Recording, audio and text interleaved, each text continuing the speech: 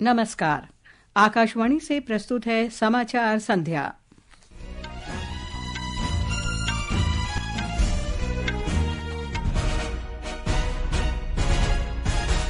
Donald Trump America के 47वें राष्ट्रपति के रूप में आज रात शपथ लेंगे। विश्व आर्थिक मंच की 55वीं वार्षिक बैठक आज स्विट्जरलैंड के दावोस में शुरू। आर्थिक मंच के अध्यक्ष बोर्गे ब्रेंडे ने भारत के सकल घरेलू उत्पाद में 7 से 8% की वृद्धि का अनुमान व्यक्त किया। केंद्रीय श्रम और रोजगार मंत्री डॉक्टर मनसुख मांडविया ने कहा, श्रम बोर्ड जल्द ही गिग वर्कर्स को सामाजिक सुरक्षा के दायरे में लाएगा। कोलकाता में सियालदह की सत्र अदालत ने आरजी कर दुष्कर्म और हत्या मामले के मुख्य आरोपी संजय राय को उम्र कैद की सजा सुनाई। दिल्ली विधानसभा चुनाव के लिए प्रचार अभियान तेज। और महिला हॉकी इंडिया लीग में रांची में जेएसडब्ल्यू सूरमा हॉकी क्लब ने दिल्ली एसडी पाइपर्स को 5-1 से हराया।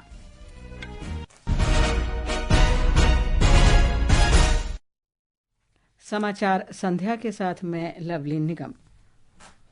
डोनाल्ड ट्रंप आज रात अमेरिका के 47वें राष्ट्रपति के रूप में शपथ लेंगे। ये उनका दूसरा कार्यकाल होगा। मुख्य न्यायाधीश जॉन रॉबर्ट्स वाशिंगटन डीसी के कैपिटल रोटुंडा में उन्हें राष्ट्रपति पद की शपथ दिलाएंगे।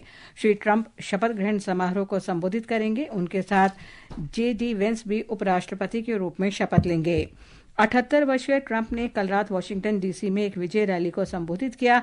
उन्होंने अमेरिका के सामने आने वाले हर संकट को दूर करने के लिए ऐतिहासिक गति से कार्य करने का वादा किया। विदेश मंत्री एस जयशंकर इस कार्यक्रम में भारत का प्रतिनिधित्व करेंगे। विभिन्न देशों के राष्ट्राध्यक्ष और शीर्ष नेता भी समारोह में शामिल होंगे। विश्व आर्थिक मंच की 55वीं वार्षिक बैठक आज स्विट्जरलैंड के दावोस में शुरू हुई। 5 दिन की बैठक में विकास में तेजी, नई तकनीकों के उपयोग और सामाजिक तथा आर्थिक स्तर पर मजबूती लाने के उपायों पर विचार किया जाएगा। एक रिपोर्ट। वैश्विक बैठक में 130 से अधिक देशों के 350 सरकारी प्रतिनिधियों सहित लगभग 3000 प्रतिनिधि भाग लेंगे। बैठक में भारत का प्रतिनिधित्व सूचना और प्रसारण मंत्री अश्विनी वैष्णव, जल शक्ति मंत्री सीआर पाटिल, नागरिक उड्डयन मंत्री के राममोहन नायडू, खाद्य प्रसंस्करण उद्योग मंत्री चिराग पासवान और कौशल विकास एवं उद्यमिता राज्य मंत्री जयंत चौधरी कर रहे हैं। कुछ राज्यों के मंत्रियों के भी बैठक में भाग लेने की उम्मीद है। 5 दिन के कार्यक्रम के दौरान भारत के समावेशी विकास और डिजिटल क्रांति के मॉडल पर प्रकाश डाला जाएगा। समाचार कक्ष से प्राची प्रिया। आर्थिक मंच के अध्यक्ष और मुख्य कार्यकारी अधिकारी बोर्गे ब्रेंडे ने दावोस में आर्थिक सुधार और निवेश के आधार पर भारत के सकल घरेलू उत्पाद में 7 से 8% की वृद्धि का अनुमान व्यक्त किया। उन्होंने कहा कि भारत अपार संभावनाओं के साथ तेजी से आगे बढ़ रहा है। अमेरिका के निवर्तमान राष्ट्रपति जो बाइडेन ने आज पद छोड़ने से पहले 6 जनवरी 2021 को कैपिटल पर हुए हमले की जांच करने वाली समिति में शामिल जनरल मार्क मिले, डॉक्टर एंथनी फॉसी और कांग्रेस के सदस्यों के लिए क्षमा आदेश जारी किया। बाइडेन के राष्ट्रपति पद के अंतिम घंटों में आने वाला ये आदेश श्री ट्रंप के कई मुखर आलोचकों की रक्षा के लिए है। केंद्रीय श्रम और रोजगार मंत्री डॉक्टर मनसुख मांडविया ने कहा है कि श्रम बोर्ड जल्द ही गिग वर्कर्स को सामाजिक सुरक्षा के दायरे में लाएगा। आज नई दिल्ली में उन्होंने असंगठित क्षेत्र के श्रमिकों के लिए सामाजिक सुरक्षा कवरेज पर 2 दिवसीय अंतर्राष्ट्रीय सेमिनार के उद्घाटन के बाद ये बात कही। हमने हमारे लेबर कोड में गिग वर्कर्स के लिए और गिग वर्कर्स की डिफिनेशन भी आइडेंटिफाई करी है और शॉर्ट टाइम में ही हम गिग वर्कर्स को सोशल सिक्योरिटी के अंदर लेके आएंगे। जो देश में आज 7 और 8 मिलियन से अबव उसकी संख्या हो चुकी है। जो सेक्टर में नया सेक्टर है उसको भी इस सेक्टर में काम करने के लिए भारत ने ऑलरेडी पहल चालू कर दी है। आकाशवाणी समाचार से विशेष बातचीत में श्रम और रोजगार सचिव सुमिता डावरा ने बताया कि सेमिनार में भारत के 60 करोड़ से अधिक कार्यबल को सामाजिक सुरक्षा के विभिन्न प्रावधानों के अंतर्गत लाने की संभावनाओं पर चर्चा की गई।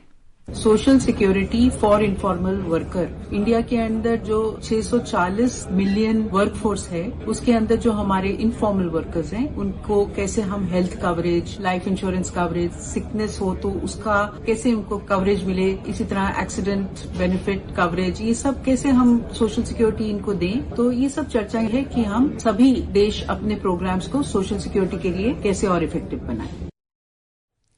अंतर्राष्ट्रीय सामाजिक सुरक्षा संघ के अध्यक्ष डॉक्टर मोहम्मद अजमान ने असंगठित क्षेत्र के 90% कार्यबल को ई श्रम कार्यक्रम के माध्यम से डेटाबेस के अंतर्गत लाने में भारत की प्रगति का उल्लेख किया। ये समाचार हमारी वेबसाइट www.newsonair.gov.in और हमारे न्यूज़ ऑन एआईआर ऐप पर भी उपलब्ध हैं। भारत सरकार ने देश भर में 21वीं पशुधन गणना आरंभ कर दी है। सरकारी कर्मचारी आपके घर भी आते ही होंगे। सभी पशुपालक अपने पशुओं की सही जानकारी दें ताकि सरकार आपके लिए बेहतर योजनाएं बना सके। याद रहे, अक्टूबर 2024 से फरवरी 2025 की 21वीं पशुधन गणना में पोल्ट्री, पालतू पशुओं और आवारा पशुओं की कुल 219 नस्लों का डेटा संग्रह किया जा रहा है। कोई भी पशु छूटने ना पाए। मेरे पशु मेरी जानकारी, होगी समृद्ध संपदा हमारी। पशुपालन और डेयरी विभाग द्वारा देश हित में जारी। कोलकाता में सियालदह की सत्र अदालत ने आरजीकर मेडिकल कॉलेज में महिला प्रशिक्षु डॉक्टर के साथ हुए दुष्कर्म और हत्या मामले में मुख्य आरोपी संजय रॉय को उम्र कैद की सजा सुनाई है। हमारे संवाददाता ने बताया कि अदालत ने पिछले शनिवार को संजय राय को इस मामले में दोषी करार दिया था। सत्र न्यायाधीश अनिर्बन दास ने फैसला सुनाते हुए कहा कि राज्य सरकार को पीड़ित परिवार को 17 लाख रुपए का मुआवजा देना होगा। फैसला सुनाए जाने के समय अदालत के बाहर भारी भीड़ एकत्र हो गई थी, जिसे देखते हुए पुलिस ने सुरक्षा के व्यापक इंतजाम किए थे। महिला प्रशिक्षु डॉक्टर का शव पिछले साल 9 अगस्त को आरजीकर मेडिकल कॉलेज के एक सेमिनार हॉल से बरामद किया गया था। इसके अगले दिन कोलकाता पुलिस ने संजय रॉय को गिरफ्तार किया था। बाद में उसे सीबीआई को सौंप दिया गया। सीबीआई ने उसके खिलाफ न्यायालय में आरोप पत्र दायर किया था। कोलकाता से कल्याण लाहा की रिपोर्ट के साथ समाचार कक्ष से जया भारती। राष्ट्रीय महिला आयोग ने इस फैसले का स्वागत किया है। आयोग ने कहा है कि ये सजा समाज में न्याय की भावना पैदा करेगी और सभी को याद दिलाएगी कि ऐसे अपराधियों को बख्शा नहीं जाएगा। दिल्ली विधानसभा चुनाव के लिए नाम वापस लेने का आज अंतिम दिन था। 70 सदस्यीय विधानसभा के लिए चुनाव प्रचार जोरों पर है। सभी दलों के उम्मीदवार और स्टार प्रचारक शहर में रोड शो, रैलियां, जनसभाएं और घर घर जाकर प्रचार कर रहे हैं। आम आदमी पार्टी के राष्ट्रीय संयोजक अरविंद केजरीवाल ने अपने उम्मीदवारों के पक्ष में विश्वासनगर और कृष्णानगर विधानसभा क्षेत्रों में रैलियां की। दिल्ली की मुख्यमंत्री आतिशी ने भी अपने विधानसभा क्षेत्र कालकाजी में घर घर जाकर प्रचार किया। दिल्ली भाजपा अध्यक्ष वीरेंद्र सचदेवा ने चुनाव प्रचार को गति देने के लिए आज अपने सभी पार्टी उम्मीदवारों के साथ संगठनात्मक बैठक की। भाजपा सांसद बांसुरी स्वराज ने आज ग्रेटर कैलाश क्षेत्र में पार्टी के चुनाव कार्यालय का उद्घाटन किया। कालकाजी से कांग्रेस उम्मीदवार अलका लांबा ने अपने निर्वाचन क्षेत्र में घर घर जाकर प्रचार किया। मादीपुर विधानसभा क्षेत्र से पार्टी उम्मीदवार जेपी पवार ने भी जनसभाएं की। दिल्ली विधानसभा चुनाव के लिए मतदान अगले महीने की 5 तारीख को होगा और मतगणना 8 फरवरी को होगी।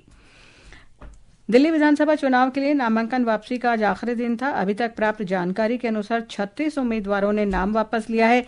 दिल्ली निर्वाचन कार्यालय को कुल 1522 नामांकन प्राप्त हुए थे।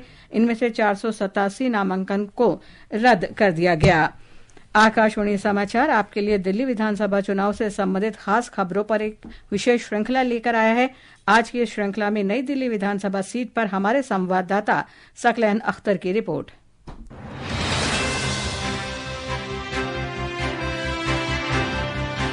नई दिल्ली विधानसभा क्षेत्र इस चुनाव की सबसे हॉट सीट है, जिस पर सभी की नजर टिकी हुई है। जहां पर दिल्ली के पूर्व मुख्यमंत्री और आम आदमी पार्टी के संयोजक अरविंद केजरीवाल चुनावी दंगल में हैं। वहीं दिल्ली के पूर्व मुख्यमंत्री साहिब सिंह वर्मा के बेटे प्रवेश वर्मा भाजपा से ताल ठोक रहे हैं। 15 साल तक दिल्ली की मुख्यमंत्री रही शीला दीक्षित के बेटे संदीप दीक्षित पर कांग्रेस ने दांव लगाया है। पिछले 3 चुनावों से लगातार दिल्ली की सत्ता पर काबिज अरविंद केजरीवाल के लिए इस बार राह आसान नहीं दिखाई दे रही है। नामांकन पत्रों की जांच के बाद सभी सीटों में से सबसे अधिक उम्मीदवार इस सीट पर मैदान में हैं। लगभग 1,10,000 मतदाताओं वाली नई दिल्ली सीट के मतदाता मुख्य रूप से नौकरशाह और केंद्र सरकार के कर्मचारी हैं। प्रदूषण, पार्किंग, मानसून के दौरान जलभराव की समस्या इस सीट के निवासियों के प्रमुख मुद्दे हैं।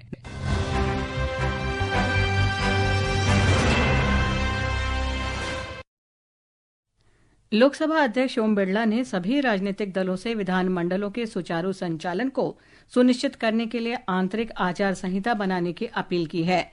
पटना में अखिल भारतीय पीठासीन अधिकारियों के सम्मेलन AIPOC के 85वें सत्र के उद्घाटन सत्र को संबोधित करते हुए श्री बिरला ने विधानमंडलों में शिष्टाचार की कमी और विधायी निकायों की बैठक की अल्पसंख्या पर चिंता व्यक्त की।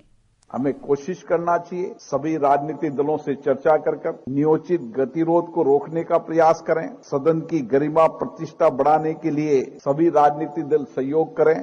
सभी राजनीतिक दलों से भी अपेक्षा है कि वह अपने अपने दल में एक आचार संहिता बनाए। सदनों में अपने अपने चुने हुए प्रतिनिधियों को सदनों की गरिमा प्रतिष्ठा बनाने के लिए राजनीतिक दल आचार संहिता बने, क्योंकि किसी भी सदन की गरिमा उस सदन के माननीय प्रतिनिधि से है। रक्षा मंत्री राजनाथ सिंह ने कहा है कि युवाओं की राष्ट्र निर्माण और समृद्धि में महत्वपूर्ण भूमिका होती है। दिल्ली में राष्ट्रीय कैडेट कोर एनसीसी के गणतंत्र दिवस शिविर का दौरा करने के बाद कैडेटों को संबोधित करते हुए उन्होंने ये बात कही। उन्होंने कहा कि एनसीसी कैडेट में भारत का प्रतिबिंब दिखता है, जो विविधता में एकता को दर्शाता है, और कैडेट यहाँ जो जीवन मूल्य सीखते हैं वो हमेशा उनके साथ रहेंगे। ये समाचार आकाशवाणी से प्रसारित किए जा रहे हैं। खबरें महाकुंभ से। सरकार ने प्रयागराज में महाकुंभ के दौरान आग की घटनाओं को रोकने के लिए सुरक्षा के व्यापक इंतजाम किए हैं। ब्यौरा हमारे संवाददाता से। महाकुंभ मेला क्षेत्र में कुल 50 दमकल स्टेशन और 20 दमकल चौकी बनाए गए हैं। इसके अलावा किसी भी आपात स्थिति से निपटने के लिए 4300 फायर हाइड्रेंट भी तैनात किए गए हैं। विभिन्न प्रकार के 351 से अधिक अग्निशमन वाहन और 2000 से अधिक प्रशिक्षित कर्मचारी तैनात किए गए हैं। प्रत्येक अखाड़े के तंबू में भी अग्नि सुरक्षा के उचित उपाय किए गए हैं। अग्निशमन एवं आपातकालीन सेवाओं के महानिदेशक अविनाश चंद्र ने कहा कि पूरे महाकुंभ क्षेत्र में अग्नि सुरक्षा को लेकर पूरी गंभीरता बरती जा रही है। एक फायर स्टेशन का क्षेत्र 800 स्क्वायर मीटर के आसपास है, यानी अगर मध्य में फायर स्टेशन हो तो एक फायर स्टेशन की गाड़ी को ट्रेवल करने में इतनी भीड़ भाड़ में भी 3 से 4 मिनट से कम लगेगा। मतलब हमारा रिस्पांस टाइम 3 मिनट के आसपास है। और ये जितने भी मॉक ड्रिल रिहर्सल्स हुए हैं, हम लोग का रिस्पांस टाइम जो है बहुत अच्छा था। सबने इसकी सराहना की है। सरकार की बेहतर तैयारियों और त्वरित कार्रवाई की वजह से कल महाकुंभ में आग लगने की घटना पर तुरंत ही काबू पा लिया गया। आनंद कुमार, आकाशवाणी समाचार, प्रयागराज।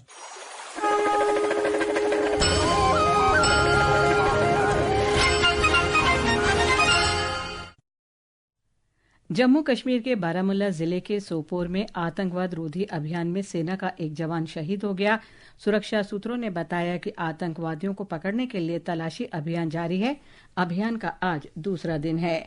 हॉकी इंडिया लीग के महिला वर्ग में रांची में सुरमा हॉकी क्लब ने दिल्ली एसबी पाइपर्स को 5-1 से हरा दिया है। इस जीत के साथ सुरमा 9 अंकों के साथ तालिका में शीर्ष पर पहुंच गया है।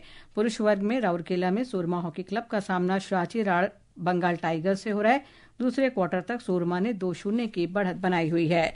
आकाशवाणी का समाचार सेवा प्रभाग साप्ताहिक कार्यक्रम पब्लिक स्पीक में आज रात 9:30 बजे सड़क सुरक्षा सुनिश्चित किए जाने पर परिचर्चा प्रसारित करेगा।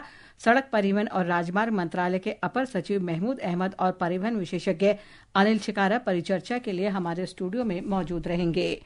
अंत में मुख्य समाचार एक बार फिर। डोनाल्ड ट्रंप अमेरिका के 47वें राष्ट्रपति के रूप में आज रात शपथ लेंगे। विश्व आर्थिक मंच की 55वीं वार्षिक बैठक आज स्विट्जरलैंड के दावोस में शुरू। आर्थिक मंच के अध्यक्ष बोर्गे ब्रेंडे ने भारत के सकल घरेलू उत्पाद में 7 से 8% की वृद्धि का अनुमान व्यक्त किया। केंद्रीय श्रम और रोजगार मंत्री डॉक्टर मनसुख मांडविया ने कहा, श्रम बोर्ड जल्दी ही गिग वर्कर्स को सामाजिक सुरक्षा के दायरे में लाएगा। कोलकाता में सियालदह की सत्र अदालत ने आरजी कर दुष्कर्म और हत्या मामले में मुख्य आरोपी संजय राय को उम्र कैद की सजा सुनाई। दिल्ली विधानसभा चुनाव के लिए प्रचार अभियान तेज। इसके साथ ही समाचार संध्या का ये अंक समाप्त हुआ। नमस्कार।